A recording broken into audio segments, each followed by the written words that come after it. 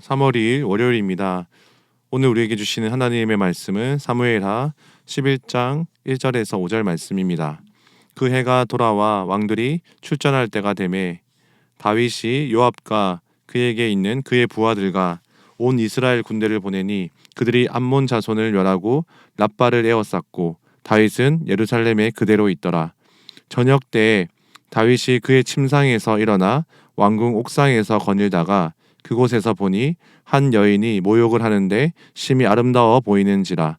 다윗이 사람을 보내 그 여인을 알아보게 하였더니 그가 아뢰되 그는 엘리암의 딸이요 헷 사람 우리아의 아내 밧세바가 아니니까 하니 다윗이 전령을 보내어 그 여자를 자기에게로 데려오게 하고 그 여자가 그 부정함을 깨끗하게 하였으므로 더불어 동침함에 그 여자가 자기 집으로 돌아가니라. 그 여인이 임신함에 사람을 보내 다윗에게 말하여 이르되 내가 임신하였나이다 하니라. 하나님께서 다윗이 하는 전쟁마다 이기게 하셨습니다. 그는 전쟁에서 이긴 것뿐만 아니라 사울의 자손이었던 요나단의 아들 무비보셋을 찾아서 그에게 아들과 같이 환대하였습니다. 하나님의 헤세드를 나누었습니다. 다윗은 하나님의 언약을 맺은 후 그분의 신실하신 사랑을 바탕으로 정의와 공의로 나라를 다스렸습니다. 다윗의 생애의 가장 찬란한 전성기였습니다. 그러나 오늘 본문의 사건을 기점으로 다윗이 하나님 앞에서 깨어있는 삶을 유지하는 데 실패하고 맙니다. 이스라엘은 암몬 족속과의 지속되는 전쟁 속에 있었습니다. 이전에 이스라엘은 아람 사람들과의 승리를 거두었습니다. 하지만 암몬 족속과의 계속되는 전쟁 속에 있었습니다. 다윗은 전쟁에 출전하지 않았습니다. 그는 한 걸음 물러나 있었습니다. 전쟁을 요압 장군에게 맡기고 그는 홀로 예루살렘에 남아 있었습니다. 당시 왕의 주된 기능이 군사적 통치였습니다. 왕으로서의 행동을 중지하고 있었습니다. 더 이상 전쟁에서 실력을 증명해 보일 필요가 없었습니다. 이럴 때 죄의 유혹에 빠지기가 쉽습니다. 2절에 그는 저녁 때 침상에서 일어났습니다. 그는 새벽 아침이 아니라 저녁 때쯤에 일어났습니다. 그는 왕궁의 옥상을 거닐다가 한 여인이 목욕하는 모습을 보게 되었습니다. 그는 그녀의 아름다운 모습을 보고 유혹에 빠지게 되었습니다. 보는 것에 대한 유혹에 빠짐으로 인해서 죄악에 빠지는 시작이 되었습니다. 세상으로부터 오는 안목의 정욕은 우리를 죄악에 빠뜨리는 시작점이 됩니다.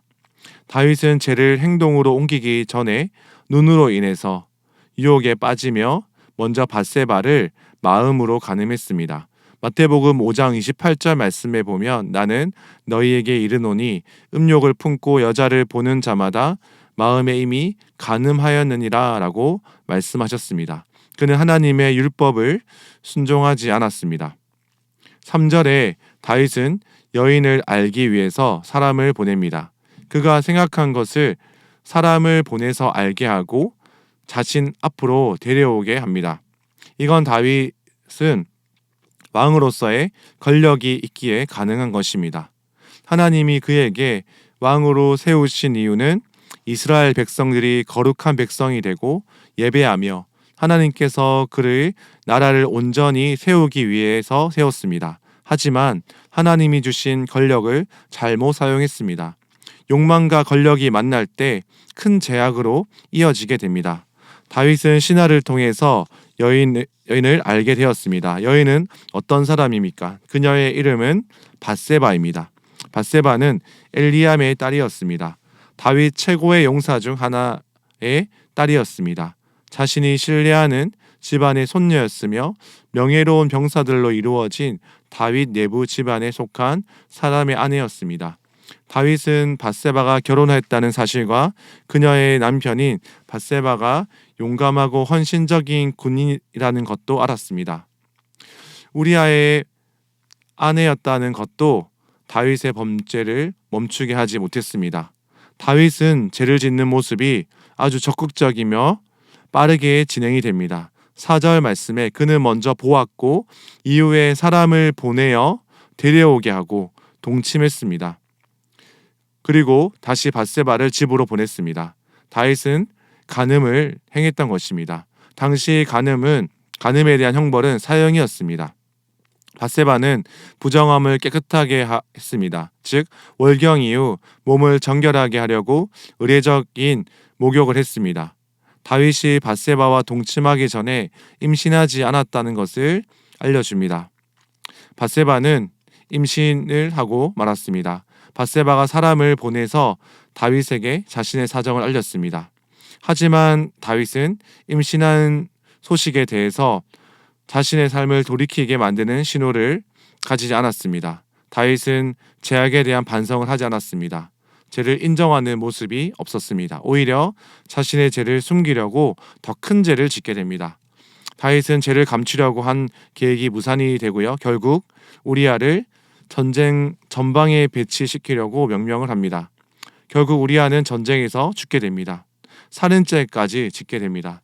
여러분, 우리에게도 유혹에 빠져 죄를 짓게 되는 경우가 있습니다. 우리가 보는 것에 대한 유혹이 참 많습니다.